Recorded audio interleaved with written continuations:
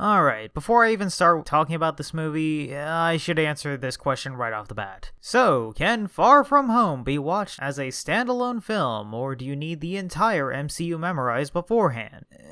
Within reason, no. It does make a few callbacks to previous Marvel films, and it references a few of its characters, but this film can be watched with the limited info from films that Spider-Man had previously been in, such as Spider-Man Homecoming and, well, the end of Endgame. There are also some elements that will play a role in future Marvel films, but that's just in the post-credits, so if you're just looking for an enjoyable film, then let's get into this. Spider-Man Far From Home stars Tom Holland, Samuel L. Jackson, Jake Gyllenhaal, John Ferrero, and Zendaya. The story from Far From Home takes place sometime after Endgame, as the world is pretty close to recovering after everyone was snapped back to life, bar the 5-year age difference some people have with their friends and family members. Though that information is put off to the side because Peter's class is going on a trip to Europe, and everything's going all hunky-dory until Nick Fury shows up to recruit Spider-Man to fight off an interdimensional world-destroying threat alongside a new hero named Mysterio. You know, a thing that only a friendly neighborhood Spider-Man could do. And speaking about Mysterio, I really like his introduction into this version of the MCU, and more to the point, the twist with his character partway through the film. I connected the dots a little while before the twist actually occurred, but it was very well executed. His character even went as far as to use lingo that wouldn't seem too far off to be used in the comics. I also really like the black spider suit that was used here. I'm pretty sure it was inspired by the noir-themed spider suit from the comics, and I feel it's pretty well implemented into the MCU, what with it being used as an alternative suit so that way people don't find it weird that Spider-Man is showing up all over the world, conveniently where Peter Parker is supposed to be. I also really like the setting change from New York to Europe.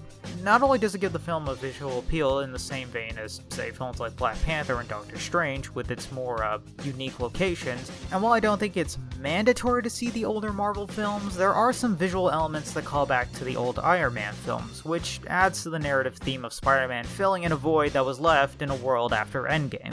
The effects and fighting scenes are really well done, and if you just want a solid Spider-Man film with some good actions and a great story, then this film gets a high recommendation from yours truly. Though for all the praise that I can give, there is a massive elephant in the room that bugged me while watching the film. In Homecoming, there was a scene where Spider-Man unlocked all the options in his suit that Iron Man had sealed away for whatever reasons. Some of the features were harmless additions, but one of them is a setting to instantly kill whoever Peter is fighting. If you thought that felt a little out of place, Tony gives Peter a MacGuffin that gives him access to people's private information, already questionable enough, and an army of attack drones. Okay, real question. Why? This opens up a lot of questions about Tony in general, but the bigger question is, why give a weapon that's this dangerous to someone that's still in high school? I know the theme about Spider-Man is with great power comes great responsibility, but I doubt anyone in the world is responsible enough to hold on to something like this and not misuse its power. I get that it's there as a plot device to help the movie move forward, but it kind of feels severely out of place, especially after events like, say, Age of Ultron. I'm kind of 50-50 on the theme of the film of surpassing your elders or picking up the torch, when Homecoming went the whole Fooly Cooly route by saying that Peter is still young and he shouldn't rush to become an Avenger-level superhero. It kind of feels like Fury and some of the people around Peter are just peer pressuring him to become one of these major heroes, but I guess that could also be part of the metaphor for becoming an adult, since, you know, at times it feels like the world won't let you catch up and you have to mature at what feels like the speed of light. So I'm kind of 50-50 on the metaphor and the theming of it all, but I'm pretty sure that's more just a really me thing.